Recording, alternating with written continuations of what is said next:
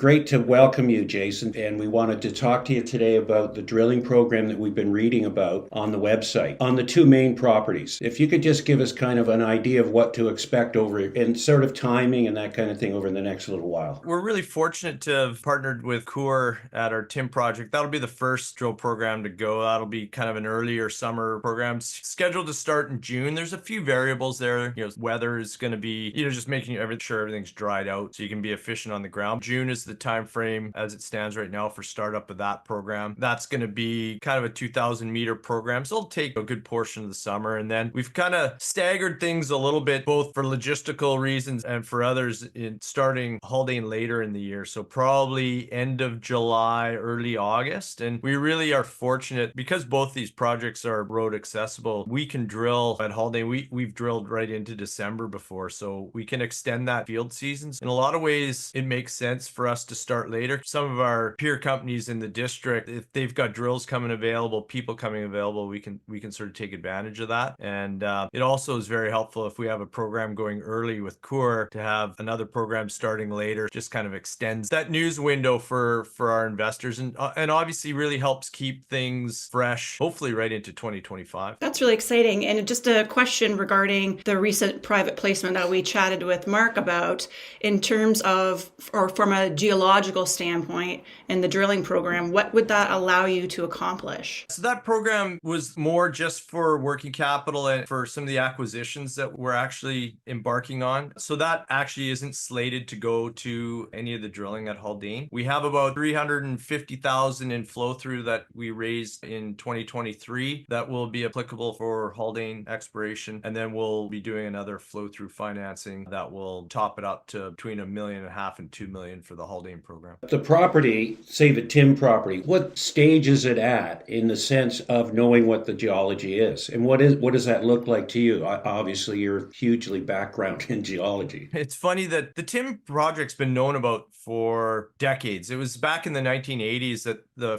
first real big work programs, extensive work programs, were done there. They were sort of contemporaneous with work that was going on at what was then called Midway, the Silvertip area, which is 𝗙𝗏's mine project just to the south of us. And that's where they base all their operations out. And they've been really successful in adding silver ounces recently. It's the same geology. We're looking for carbonate replacement deposits that weren't necessarily in vogue, say back in the 80s, but as our knowledge technically of these deposits has grown, they've become really quite popular for silver explorers. They can be big, high grade, polymetallic. Generally speaking, when you get into one of these systems, if you see the right characteristics, you can kind of tell, okay, is this going to be a big system or is this going to be a small system? But the feeling is that this is a big system. And that's both from the work they're doing at Silvertip, as well as looking at the surrounding geology, including the TIM area. When you look at some of the other projects that are basically gaining notoriety in the silver space right now, you've got Western Alaska Minerals and their project, Water Pump Creek in Alaska, which they made a really nice high-grade discovery, 3 or 4 years ago now, put out a resource last year, I believe. And that project was, even in a down silver market, was getting great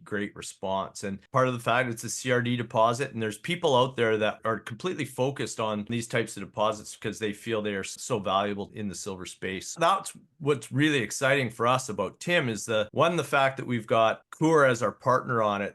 They know these rocks really well. They've been really successful in finding new silver resource ounces for their project, and they're really eager to apply that to TIM. And we also know that these deposits, when you start putting all the pieces together, you can start to say, hey, this could be a really big system here, and TIM could be part of that. It's really exciting. You look at what's going on in this area, and it's all gone on kind of stealthily. With 𝗙𝗏 putting out exploration results, they're not going to move their stock price. Whereas if that was a junior exploring that, of course, it would be really big news. So they'll show up with the drills, start the program. And once they do, how long do you think it would take till you had an assayed result of some kind? What do you think? It'll all depend on what the market is for lab turnaround and that sort of thing this year. We're not into the meat of the exploration season. If you're getting samples into the lab now, they're probably turning around pretty quick. Let's see what it's like a month or 6 weeks from now. But there's always a lag. You drill a hole that gets logged, sampled, samples are bagged up. You get enough together to warrant a shipment out. So you might drill the hole. If you drill the hole June 15th, you know, the samples may not make it out of camp until July 1. Then it's transport to the lab. Then you're looking at 4 to 12 weeks, depending on what labs are like. So you could be looking at into September. And then the other added factor, and this is not a slight against core, this is all major companies, they tend to be quite slow in getting the results out just because they're not tied to the market like we are. We've drilled a hole. Everybody knows that we got to get those results out as fast as we can, else the market thinks they're terrible. They don't operate in that world. So they're looking at doing all the QA/QC, making sure that what they send to us, because they're the operator of the project. So we're beholden to them. And if they choose to hold it for 2 months, then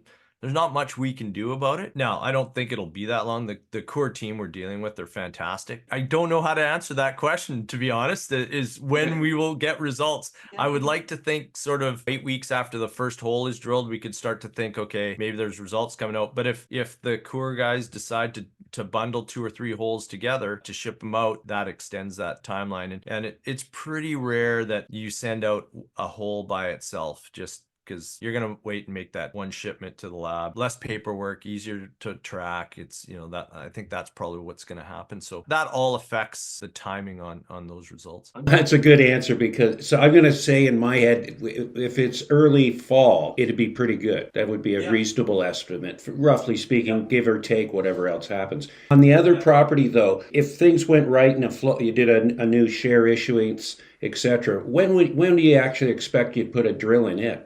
Probably our ideal time, and it probably differs amongst the three of us. Mark, you've talked to Rob, our VP, and myself. I think that August 1st would be a great time to be starting drilling. Rob, who's VPX, would probably like it to start a little earlier, just so that if there are weather issues, I tend to be an optimist. I think the weather's going to be fine until the end of September. I've worked a ton in the Yukon. September's often awesome for working in, and in fact, we've worked well into October with great weather. And if you need to, maybe a bit into October, and then you're looking at your results sort of starting to come out from Tim, and then maybe your first batch of results is coming out kind of November-ish from Haldane. It's kind of a good formula for keeping our investor base and those looking at investing us interested in what we're doing. You bring up weather and timing. If you were taking a small film crew there, namely our film crew, a show for a bit of a exploration and some film work, what month would you pick? Sounds like towards fall. Yeah. The other aspect that we talk more and more about in this industry is forest fire season. That is something that was never factored into planning programs before, at least in the 30 years I've been in this business. But now, just in the last couple of years, companies are starting to factor that into their exploration plans. In fact, our consultants who manage the programs for us at Haldane, we met with them last week, and they were talking about planning some of their exploration programs that they do for other clients, trying to bookend the season more, having them go early in the season and late in the season because of that forest fire risk in the mid part when it's the hottest and driest. When you're talking about bringing a film crew up, man, when the colors start to change in the Yukon in August, that it's just gorgeous. It's the place to be. Bugs are less. In my opinion, the weather's more stable. Like you're going to get, I think the weather is as good as it is in July. Tends to be maybe not as extreme. If you come up too early, last few years, there's been a lot of forest fires in the Haldane area, and it's smoky. You can't see much. There's more risk of it being less aesthetic. Let's put it that way. Early September.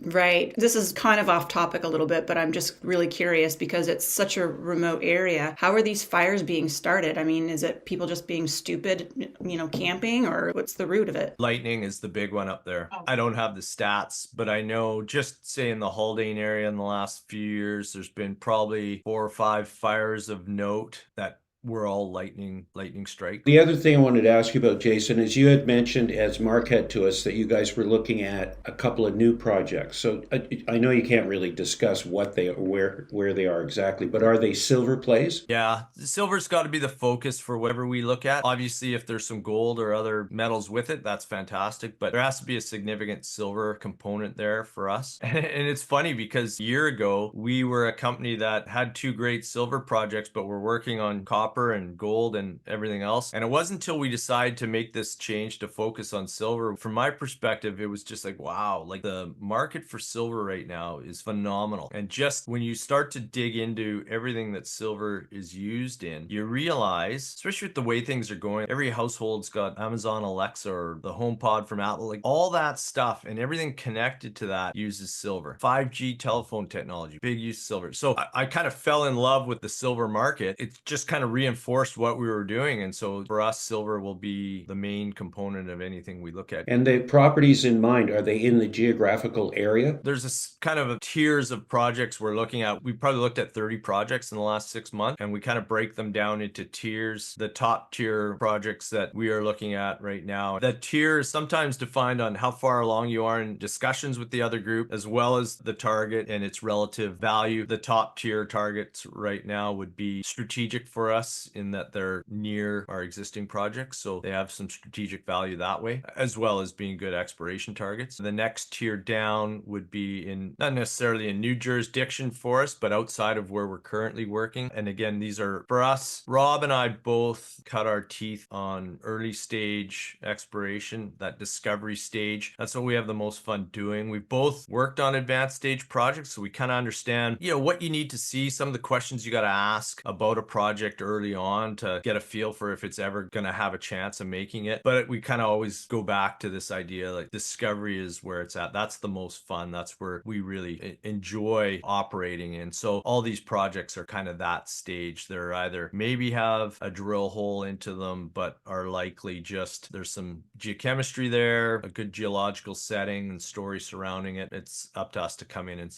kind of unravel that. I think it would be really fun when the timing is right for us to be able to go out in the field and experience what it's like for you guys being boots on the ground and like have that in like learning the process from the get-go and seeing it all the way through. I think that'd be really fascinating. Both projects have an element of kind of start to finish with them. In the Keno district, you've got the Keno operations right there. I mean, you drive through 𝘙𝗟𝗄 and Keno and you can see the mine infrastructure right there. You can see the old infrastructure back from the 60s and even prior to that. And then towards Keno, you can see the new infrastructure, the new mill facilities and that sort of thing. When you then step away and you go to Haldane, you can drive right into the main area where the old timers found the original mineralization back in the 1915. And then where a bunch of the work was done, some of the underground development that was done in the 1960s. And you can walk to that. You can walk up the hillside and see where that work was done. And you can kind of get a feel for a bit of how they did it. And then you can take a look at kind of what we've done and our approach and say, okay, well, the old time prospectors came in, they were looking for visible vein showings on surface with galena. That's what hosts the silver. And that's what sort of got them keyed into areas. We kind of take a step back and say, well, that stuff's probably already been found. What we're looking for now is the stuff that doesn't show on surface. And when this really hit home for us in 2019, there was a tour through the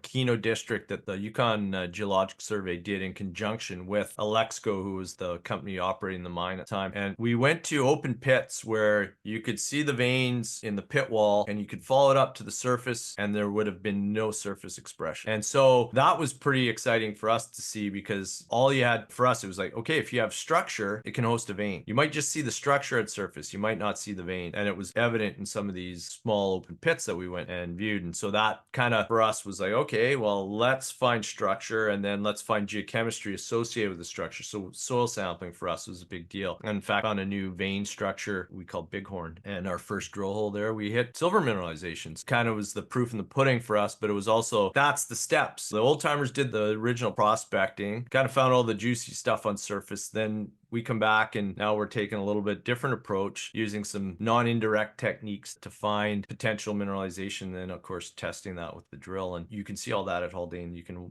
walk to drill pads, you can see surface showings like at our main and west fault areas. I mean, you can spend a day just looking at, okay, I can see where the drill is, I can see this fault on surface here, I can see what they were targeting. Pretty interesting for even geologists when we take people out there, look at it, they're like, yeah, you can see it all coming together. So, what type of technology and equipment are you using to do this? Because you're saying in indirect ways. we haven't done any geophysics to this point, mainly because we've had structures to test with drilling that we knew had the potential to be productive. We would like to go and use some geophysics to start to define some of these structures. We kind of talk about having a bunch of different veins, and when I say vein and structure, they're almost interchangeable. The structure is the big fault and the vein occurs in the fault. The structure, you need structure to host the vein. We know that there's on surface, we've traced about 12 kilometers of structure. When you take the different veins and you put their lengths together, you come up with about 12 kilometers. We've tested about 600 meters of that in the 28 drill holes that have ever been drilled from surface on the property. When you now look at, say, using geophysics, maybe we can, just because of the way these rocks weather and etc., you might not see the surface expression of the structure, but the geophysics will show you, yeah, that structure keeps on going. So there might be certain things we look for in there that say, you know what, this part of the structure is more productive. Without getting too into the weeds, there's some orientation type things we can look at. That'll be the big next step for us. But going back, we've done soil geochemistry covering the project. And the reason we went that route is, unlike the rest of the 𝘊𝗏 district, glaciers came down the valley from kind of the northeast, and they basically stopped at Mount Haldane. That was kind of the terminus of the glacier. So you didn't get the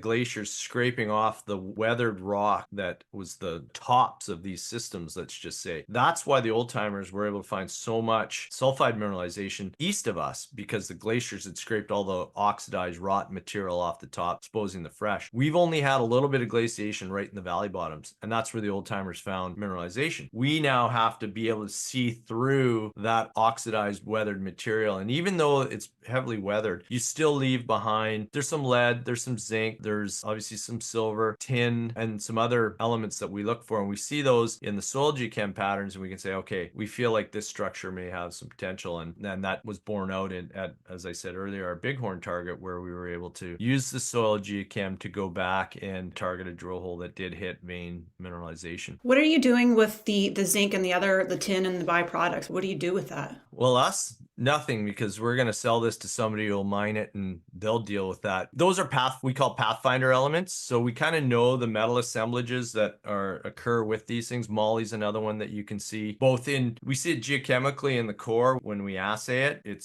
We see it also in the soil geochem. We can look at it and say, okay, that is kind of the signature of a 𝘊𝗏 silver vein. And in other areas of the property, we'll see different elements that are more associated with the gold targets that are in this district. So we can kind of differentiate the two and say, okay, right now we're just looking for 𝘊𝗏 silver veins, so we're going to focus on these targets. But there are some others that are kind of a little bit murky as to maybe they're more gold style targets that we could find. Going back to your question about the technology that we use, a lot of the technology comes in computer applications. We're able to put this stuff into 3D and kind of visualize it. That's where the biggest gains for us have been made. That's great. Obviously, it's going to be an exciting summer, and it sounds like if Robin and I plan to go, it should be like late August, and the Haldane property would be really interesting. I didn't realize, but you're saying there's actually open pit area in it from the old days and things like that. We have a little bit of underground development. There's 3 different areas that you can visit. I've been to all 3. The only one I'd go back to show anybody is the other 2 are totally collapsed in is 𝗏𝗏𝗏, and there's